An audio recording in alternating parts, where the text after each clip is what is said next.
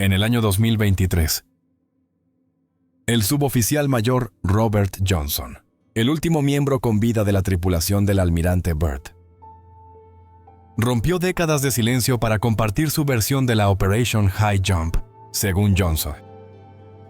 La misión destapó mucho más que un simple entrenamiento de rutina en la Antártida. Describió una enorme fisura en el hielo que emanaba calor, una vibración constante en el aire y un túnel hecho de un material que no era ni roca ni metal, pero que se parecía a ambos.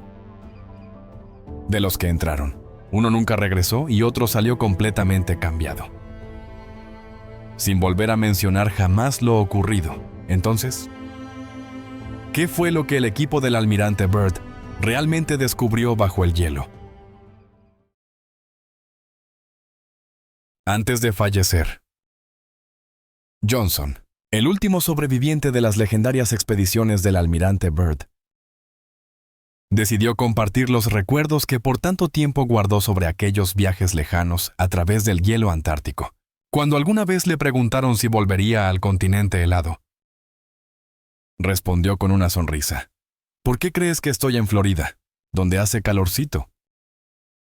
Lo que reveló a continuación ha cautivado por igual a investigadores y entusiastas, cambiando ideas que por mucho tiempo se tuvieron sobre la Antártida.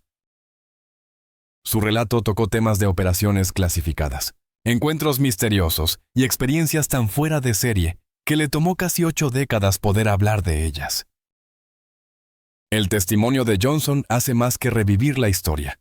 Abre la puerta a un relato con el potencial de transformar nuestra manera de ver uno o los lugares más remotos de la Tierra.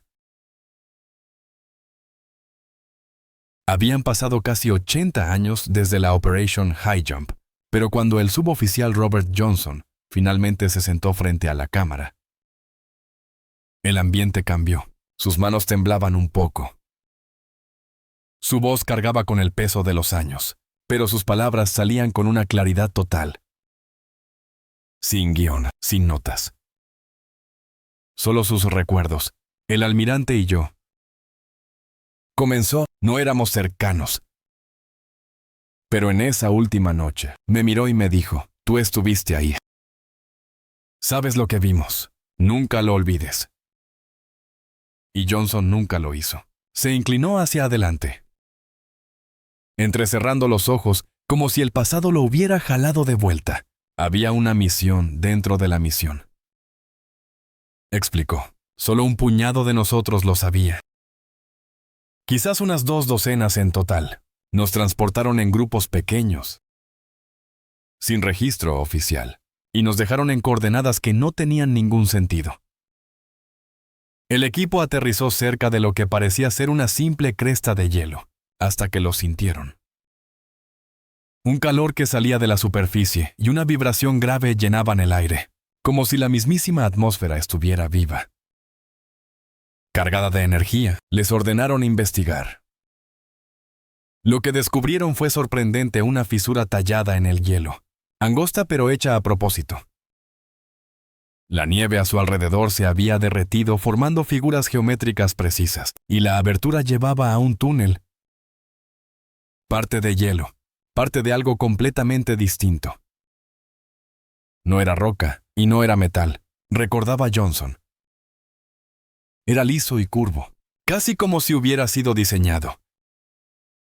Se les advirtió tener cuidado, pero la curiosidad pudo más. Un oficial entró, no regresó. Otro lo siguió, amarrado con una cuerda, solo para ser jalado de vuelta, inconsciente, con los ojos abiertos pero sin vida. Nunca volvió a hablar. Más tarde fue dado de baja y puesto bajo cuidado médico. Poco después, el equipo de Johnson fue evacuado. Días más tarde, el sitio fue destruido con la explicación de que se trataba de pruebas de rutina, aunque Johnson creía que el momento en que lo hicieron contaba otra historia.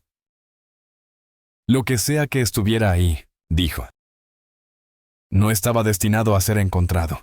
Cuando se le preguntó si creía que el descubrimiento era extraterrestre, Johnson dudó. No puedo asegurarlo. Pudo haber sido algo antiguo, algo que descubrimos en lugar de haberlo creado.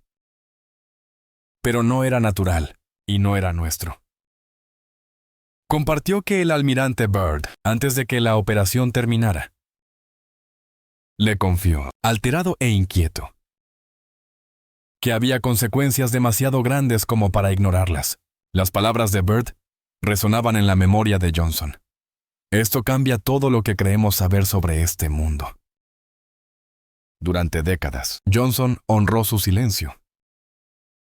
Pero en sus últimos años, decidió cumplir la petición de Byrd de una manera diferente, recordando en voz alta. «No necesito que la gente me crea», dijo.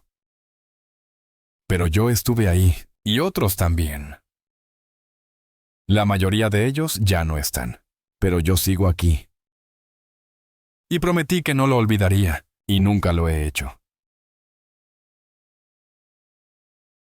Para el público, la Operation High Jump se presentó como una misión de entrenamiento a gran escala. Una prueba de resistencia en el entorno más duro de la Tierra. Sin embargo, para quienes estuvieron allí, y para los investigadores, que más tarde examinaron los archivos clasificados, la historia tenía mucho más peso. La sola escala de la operación levantaba preguntas, 13 barcos. Entre ellos, el portaaviones US Philippine Sea, 33 aeronaves, más de 4,000 personas, infantería de marina, vehículos blindados y armamento pesado, una fuerza extraordinaria para lo que se describió como una expedición científica. Como revelarían más tarde los archivos de la Guerra Fría, la Antártida se estaba convirtiendo en más que un desierto helado. Era una nueva frontera con un inmenso valor estratégico. Si alguna superpotencia lograba establecer una base permanente allí, podría alterar el equilibrio mundial. Y detrás de las declaraciones oficiales, persistía una preocupación más profunda, la posibilidad de que alguien más ya lo hubiera hecho. Después de la Segunda Guerra Mundial, creció la especulación de que restos del ejército alemán habían escapado a reductos remotos. Algunos decían que incluso bajo el hielo antártico. Aunque muchos relatos fueron desestimados, los registros de inteligencia confirman que se rastrearon submarinos alemanes, o U-boats, moviéndose hacia el sur, mucho después de que la guerra hubiera terminado. Uno incluso se rindió meses después cerca de Argentina. El suboficial Robert Johnson recordaba el ambiente a bordo de la flota. No era miedo, explicó, sino un estado constante de alerta. Sabíamos que estaba pasando algo más que un simple entrenamiento de supervivencia. Una vez que el equipo del almirante Byrd llegó a la Antártida, la misión cambió rápidamente. Los vuelos de vigilancia se multiplicaron, y ciertas unidades terrestres fueron enviadas a regiones oficialmente etiquetadas como inestables. Un equipo, recordaba Johnson, entró en una zona montañosa donde la nieve parecía derretirse de formas extrañas y con patrones, lo que sugería un calor bajo la superficie, que no parecía ser actividad geotérmica natural. Ese equipo nunca regresó. En los días siguientes, la Operation High Jump fue terminada abruptamente. Los informes oficiales citaron mal tiempo y problemas logísticos. Sin embargo, en privado, Byrd y otros oficiales advirtieron que la situación en el terreno se había vuelto insostenible. Relatos, no confirmados, incluso mencionaban encuentros que nunca fueron explicados del todo. Cuando Byrd regresó, quienes estaban cerca de él notaron un cambio. Hablaba poco de la expedición, y su informe oficial fue fuertemente censurado, con secciones que permanecieron selladas durante décadas.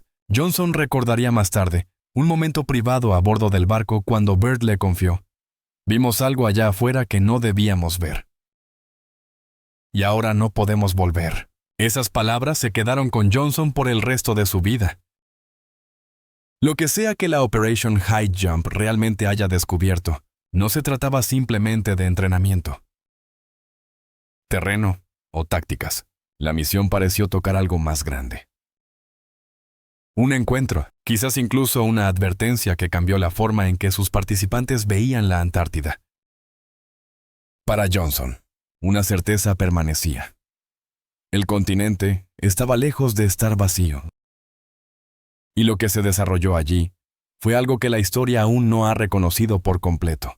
Si te gusta este video, asegúrate de suscribirte y darle a la campanita para no perderte ningún episodio futuro. No te olvides de compartirlo con tus amigos también. Ayuda mucho al canal y estoy emocionado de seguir trayéndote más contenido increíble. El viaje al sector designado puso a prueba todos los límites. Johnson y su pequeño equipo avanzaron en vehículos de orugas, moviéndose lentamente a través de vastas extensiones de hielo bajo cielos que parecían aplastarlos. Por la noche, acampaban junto a imponentes crestas, sus tiendas temblando con las ráfagas como si fueran de papel frágil.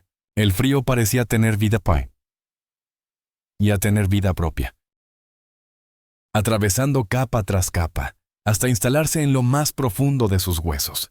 Después de 4 días, la interminable planicie dio paso a un paisaje más hostil. Crestas irregulares se alzaban a su alrededor, y profundas grietas partían el suelo. Fue aquí donde la encontraron una fisura más ancha que una calle de la ciudad, sus bordes brillando débilmente en la penumbra. Sobre ella, el aire parecía titilar, como si el calor se elevara de donde no debería existir. El segundo al mando de Bert dio la orden de asegurar las cuerdas y comenzar el descenso. Johnson se ofreció para ir primero. En el momento en que cruzó el borde, un sonido lo recibió, un zumbido profundo y resonante que parecía vibrar en su pecho. No era mecánico, pero tenía un ritmo constante, casi como un pulso, a medida que descendía. Las paredes de hielo revelaron formas inesperadas, lisas en algunas partes.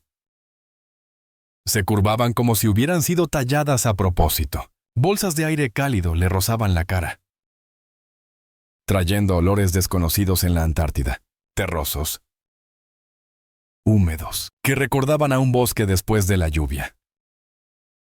Cuando llegó al fondo, el hielo dio paso a un suelo de caverna de piedra oscura y pulida.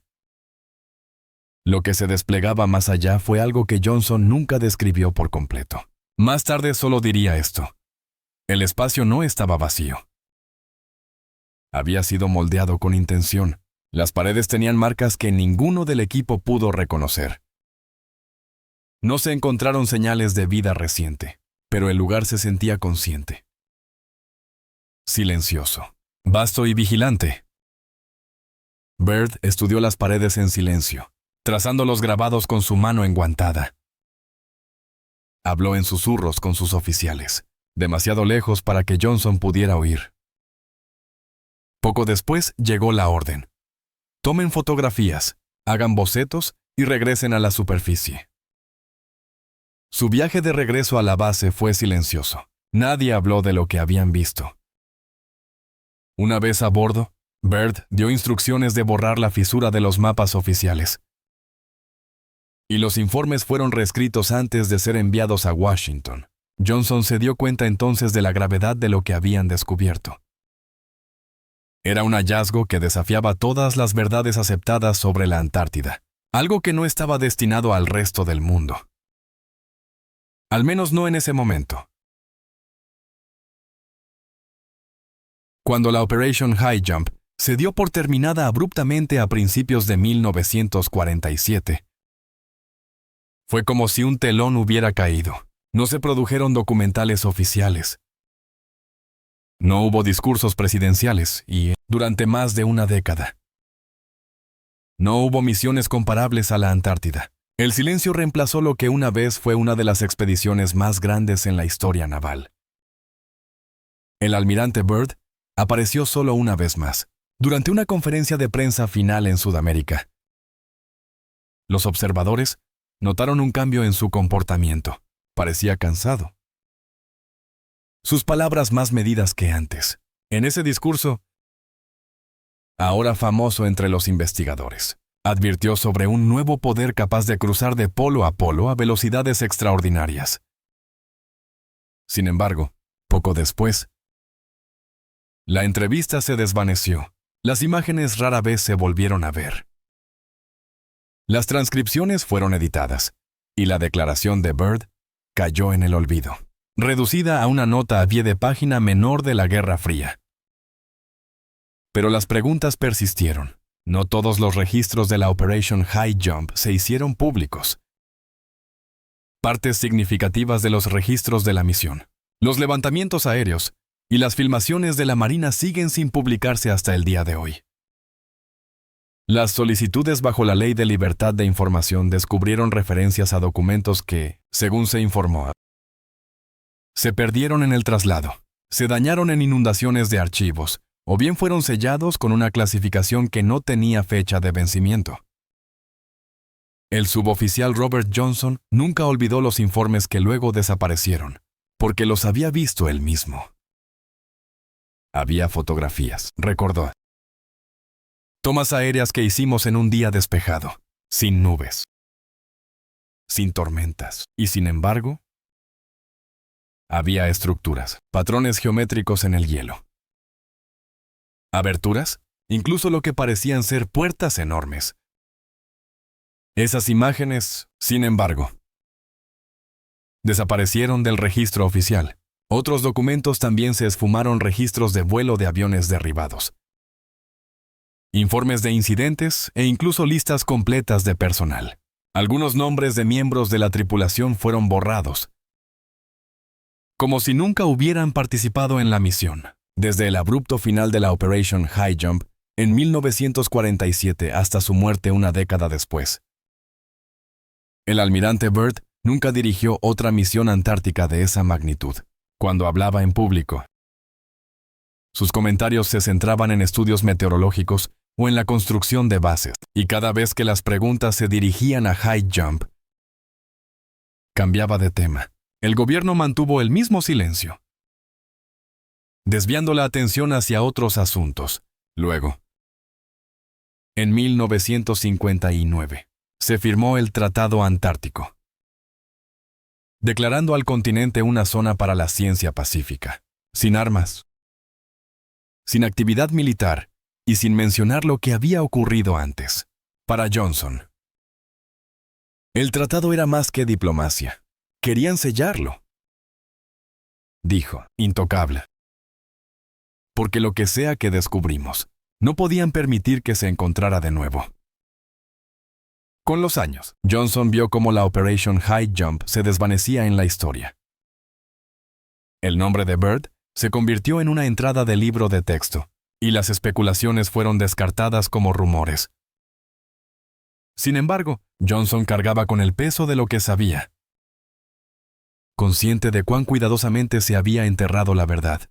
A veces, decía que se sentía como vivir en dos historias diferentes, la versión que el mundo aceptaba y la que él había vivido. Durante casi 8 décadas, permaneció en silencio, no por miedo, sino porque creía que nadie estaba preparado. Solo al final de su vida decidió que había llegado el momento. El almirante Richard Evelyn Byrd era más que un oficial condecorado. Encarnaba el hambre de descubrimiento de principios del siglo XX. Apareció por primera vez en los titulares nacionales en 1926, con su afirmación de haber sobrevolado el Polo Norte. Si los detalles eran exactos o no, importaba poco. El público quería héroes, y Byrd encajaba en el papel. Llevaba la medalla de honor con un orgullo discreto. Hablaba con precisión y se comportaba con la compostura de un hombre que había luchado con la naturaleza y había vivido para contarlo. Se movía entre mundos con facilidad. Un día informando a los políticos sobre la investigación polar y al siguiente emocionando a las salas de conferencias. Los periódicos lo adoraban su rostro con la parca forrada de piel, vendía periódicos y sus palabras conmovían a los lectores. Sin embargo, quienes lo conocían mejor veían que detrás del encanto había un impulso más profundo. No arrogancia, sino un deseo implacable hacia lo desconocido. Para Byrd, la exploración no se trataba de plantar bandera, sino de entrar en espacios donde las preguntas pesaban más que las respuestas. En ningún lugar ardía más este anhelo que en la Antártida. Su primera expedición antártica, en 1928, fue celebrada como un triunfo. Regresó con mapas, datos y fotografías espectaculares, pero en privado insinuó cosas que no se dijeron. Algo allí lo carcomía, y aunque el mundo celebraba su éxito, Byrd ya se estaba preparando para regresar. Cada expedición se hizo más grande y más reservada. Oficialmente, se trataba de ciencia y cartografía. Pero por dentro, el secretismo se intensificó. Ciertas discusiones ocurrían a puerta cerrada, y ciertos mapas nunca aparecieron en los informes. A finales de la década de 1930, Byrd era a la vez célebre y misterioso. Para el público, era el audaz aventurero. Dentro de la Marina, se entendía que su trabajo en la Antártida había descubierto asuntos que requerían discreción. Se extendieron rumores sobre recursos estratégicos, uranio e incluso anomalías más extrañas en la navegación y el magnetismo. Byrd hizo poco para alentar o desmentir estos susurros.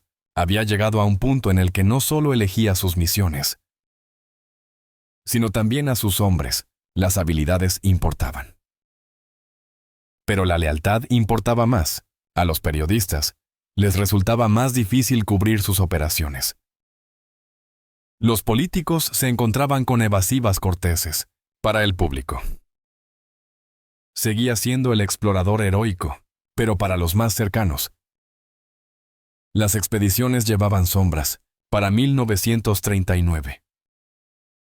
Mientras Byrd se preparaba para otra misión bajo el Servicio Antártico de los Estados Unidos, el secretismo se profundizó. Circularon documentos clasificados. Los mapas insinuaban objetivos inexplicables, y la mano de la Marina era más pesada de lo habitual. Quienes estaban cerca de la planificación sintieron que la misión no se trataba solo de estaciones meteorológicas y cartografía. Se trataba de regresar a algo que Byrd ya había encontrado.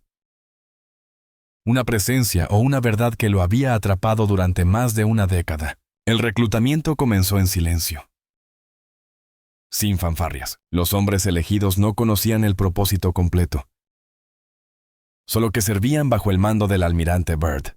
Para Robert Johnson, de 19 años, una pregunta persistía por encima de todas. ¿Qué verdad guardaba Byrd tan celosamente que solo unos pocos elegidos podían ser confiables para verla? La Antártida en la década de 1940 era más que un páramo helado. Era un continente de misterio, que albergaba recursos lo suficientemente poderosos como para cambiar el equilibrio del poder mundial. Debajo del hielo interminable yacían uranio, carbón y minerales que podrían alimentar imperios durante siglos. Todas las naciones sabían que el control de la Antártida significaba el control de una riqueza sin explotar y una ventaja estratégica. Cuando el almirante Byrd dirigió expediciones entre 1928 y 1956, el mundo se adentraba en la Guerra Fría. Para el público, sus misiones parecían heroicas, búsquedas científicas. Para los líderes mundiales, eran una competencia por la soberanía sobre el último continente no reclamado. Más grande que Estados Unidos y México juntos. Una corona helada en el fondo del mundo. América envió a Byrd como su campeón en esta lucha de alto riesgo. Robert Johnson, hablando ahora después de décadas de silencio, recordaba la Antártida como un lugar que torcía las reglas de la propia naturaleza. Sus manos temblaban mientras describía ser joven y no estar preparado para el costo psicológico. El continente tenía una forma de cambiar a la gente, dijo, obligándolos a cuestionar todo lo que creían saber. Recordaba el silencio que llevaba a los hombres al borde de la locura, roto solo por el estruendo del hielo en movimiento. Sobrevivir significaba más que soportar el frío mortal. significaba enfrentarse a un paisaje que se resistía a toda explicación. Johnson describió áreas donde las brújulas giraban sin control, donde la aurora austral se movía en patrones deliberados y donde el propio hielo brillaba con una luz interior. No eran alucinaciones de hombres agotados. Varios miembros de la tripulación registraron los mismos eventos. Sus relatos inquietantes en su consistencia. Durante la expedición del Servicio Antártico de los Estados Unidos de 1939 a 1941. Johnson fue testigo de fenómenos inmediatamente clasificados como de alto secreto. El hielo ocultaba cavernas, anomalías geológicas y formaciones diferentes a todo lo conocido. Su recuerdo más vivo era el de una vasta grieta. Sus paredes brillantes irradiando calor en el corazón de la Antártida. Parecía menos un terreno helado que un umbral hacia la Tierra misma. El testimonio de Johnson sugiere que las expediciones de Byrd descubrieron un continente mucho más extraño de lo que se le dijo al mundo. La Antártida ya no era solo una frontera científica. Se había convertido en un lugar de secretos guardados con la más alta discreción, sus misterios dando forma al curso de la exploración polar y la geopolítica que siguió. Durante décadas, el suboficial Robert Johnson fue solo un nombre más entre los miles que sirvieron durante la Guerra Fría. Pero cuando la lista de veteranos de la Operation High Jump se hizo pública en la década de 1990, un detalle, destacó Johnson, era el último sobreviviente. Nacido en 1924, en Norfolk, Virginia. Se alistó a los 18 años, práctico y leal.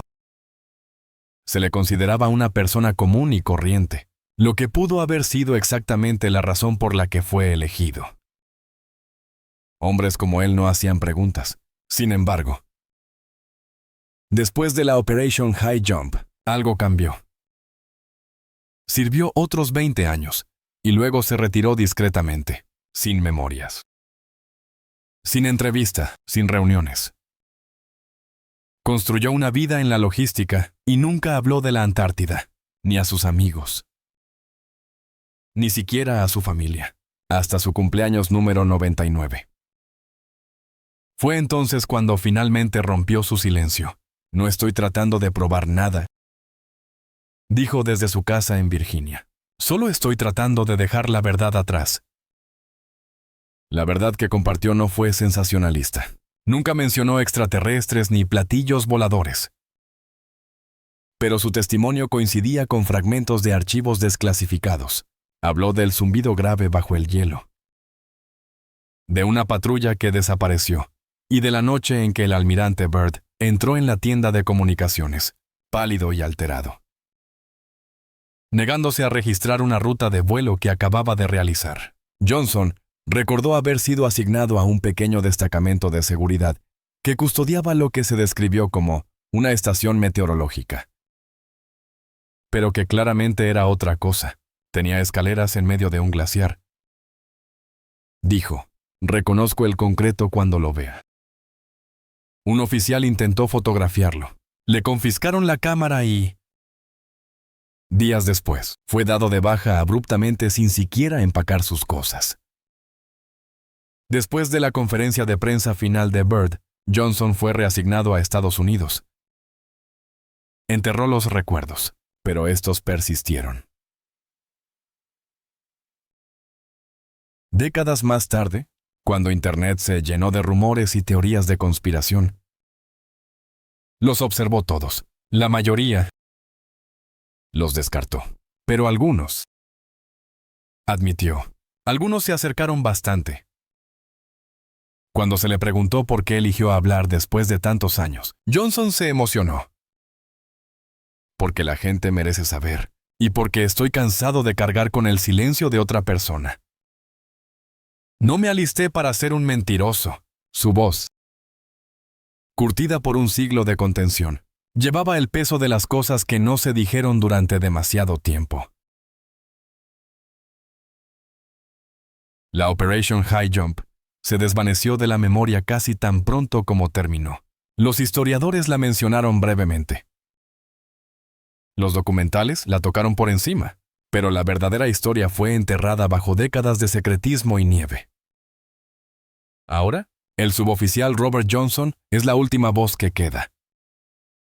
Su testimonio revela hasta dónde pueden llegar los gobiernos para enterrar la verdad, y cuánto tiempo un hombre puede cargar con ella. Johnson nunca pretendió tener todas las respuestas. No vendió su historia ni buscó atención. Habló solo una vez, a un pequeño equipo de investigadores, con una sola cámara, apoyado discretamente por un archivo histórico, sin medios de comunicación, sin patrocinadores, solo su verdad. Cuando miró hacia atrás, dijo: «No creo que estuviéramos destinados a entender lo que encontramos. ¿No estábamos listos entonces? Quizás ni siquiera estemos listos ahora. Ese puede ser el corazón del misterio. No lo que vieron, sino lo que significaba. Era alienígena, antigua. El remanente de una civilización perdida o el borde de una tecnología mucho más allá del alcance humano. Fuera lo que fuese. Sacudió al almirante Byrd, silenció a una fuerza naval y dejó a un joven marinero con una carga que llevó durante casi 80 años. Las últimas palabras de Johnson no fueron dramáticas, sino claras. La gente piensa que la Guerra Fría se libró con bombas y espías, pero yo vi otro tipo de guerra. Una de la que nadie escribió, una que todavía está oculta. Esa es la parte que más debería asustarnos hoy. La Antártida está sellada por tratados internacionales, oficialmente. No hay bases militares ni extracción de recursos, solo ciencia.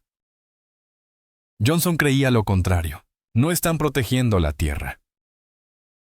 Dijo, están protegiendo lo que hay debajo de ella. El legado de la Operation High Jump no está solo en los registros navales o en los registros de vuelo perdidos. Está en la brecha entre lo que se nos dice y lo que nunca se nos permitirá saber. Perdura en los ojos de un hombre que esperó casi un siglo para hablar, todavía inseguro de si debía hacerlo. Y resuena en el silencio del almirante Byrd, cuyos últimos años los pasó en una privacidad casi total. Su misión más famosa reducida a susurros y verdades a medias. Ahora, con la voz de Johnson, ese silencio se ha roto. Si disfrutaste el video de hoy, por favor, dale un me gusta y no olvides suscribirte al canal.